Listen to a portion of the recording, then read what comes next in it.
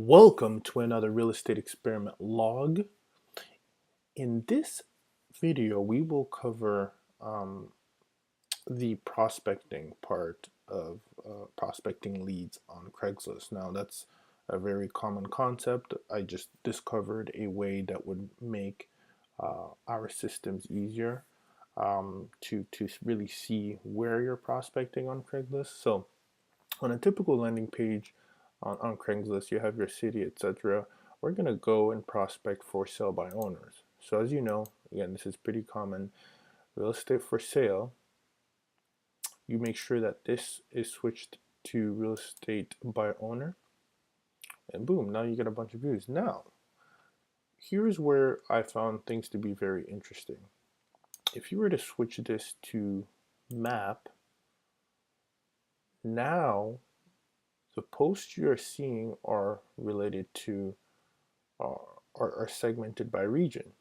So if I zoom in, boom, if I know that I have buyers who are looking to find deals in Lawrenceville, Sandy Springs, Roswell, whatever your case, I can see and go to those leads. So let's say I wanted to check out what was going on in Lawrenceville.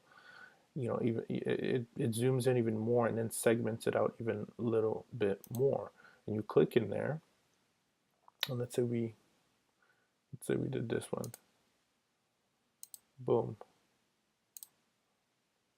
And all of a sudden you're able to actually see the post as it relates to the map, which is very, very interesting. That's something that going through, again, doing a lot of learning through other mentors and whatnot, and that's something that was never actually mentioned. And I think this is more for me visually. It makes it easier. And if you want to see that post, view posting. Boom, and here you are. If it is a deal, or if you are typing in some of those keywords in your searches, make sure you can tweak it so that maybe you're looking for, let's say, distressed properties or tender loving care, whatever the case might be. That's something you would figure out by maybe typing in here, right? If you want to find all the tender loving care listings, boom, right? Distressed properties. So I thought that was very, very interesting. Decatur flip, boom. We actually might have to check this off offline and see if it's still available. So this is very, very interesting. Um, there you go. So what I'll do, the reason why this is really important as well is, let's say you have a list of where you believe a lot of your buyers are interested in. You've made a list of that by county or by city, whatever the case might be. What you want to do is use your an interactive map, or just leverage the one that you have here if you're very familiar, right? So this is an interactive map of Georgia County. So let's say my list said Fulton County. I'll go to this map. This is a georgia.hometownlocator.com. You can find it in your local state. And I would say Fulton, and now I can see, okay, when I'm looking at, oh, looks like it scrolled up. When I'm looking at on my Craigslist map, I can really try to map this out in my head so that when I'm looking at the map, I can zoom out here and say, where's Atlanta? Okay, Fulton's going to be around here, right? Remember how it looked. Go back, get an idea of where Fulton deals are. So this definitely would be in Fulton, right? And I think that's very interesting. Another thing that you can do is, if maybe you wanted to do it by zip code, right? Somebody, a seller provided you with zip codes that he or she is interested in.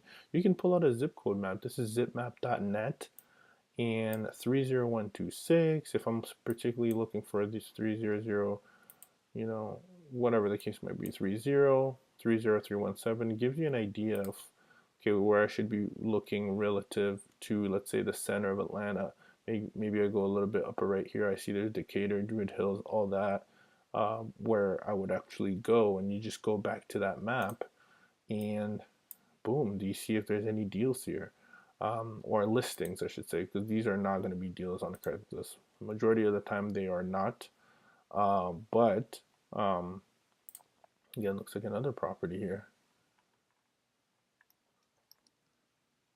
Oh, that's funny. That's an old listing that I've actually previously looked at in the past before. So there you go. That is the way to. So again, the reason why we were looking at these maps is because if you've done your homework, you've done your your analysis, and you know where the cash flow is going, or you know where your investors are buying, you can use the map. If you're not too familiar with the map, looking at it like this, or where is what, you can use another interactive map on the side to kind of gauge you or help you navigate around the actual Craigslist map. And that, I think that's again a lot of value that you're getting by having those two side by side.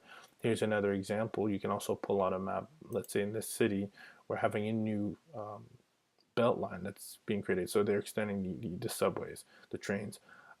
So basically, you can look of where the access points are going to be, right? Hiking trails access points is what I clicked earlier, and you can see here. Okay, I'll keep this in mind because any maybe potential lead that I see on Craigslist should maybe, it'll increase its value. If I rehab the home and it's by a belt line and it's a deal, I mean, I'm laughing, right? So I just think there's a really good tool to use when you're prospecting to kind of gauge give you direction, only because when you first type something in, if you're not typing in TLC and just type in for sale by owners, you'll see, and what I did there is I backspaced and updated my search criteria. You'll see that there's tons of, properties listed on Craigslist. And maybe if buyers aren't buying here, you maybe don't, I mean, you can, but again, relative to how you're going to do these deals, you also maybe might not be able to drive all the way down here if you do get this property on the contract, or whatever the case might be. Maybe you have somebody on the ground running that can go there for you, but just in relation to where your buyers are going, where the cash flow is going, where you can really target your search as you prospect leads. So that's another one, guys, in the books. Again, as you guys know, documenting the journey and documenting the systems and some of the processes that I'm using, and I think that was a very helpful one that we will use and that I'm sharing along the way here. So on that note, let's build.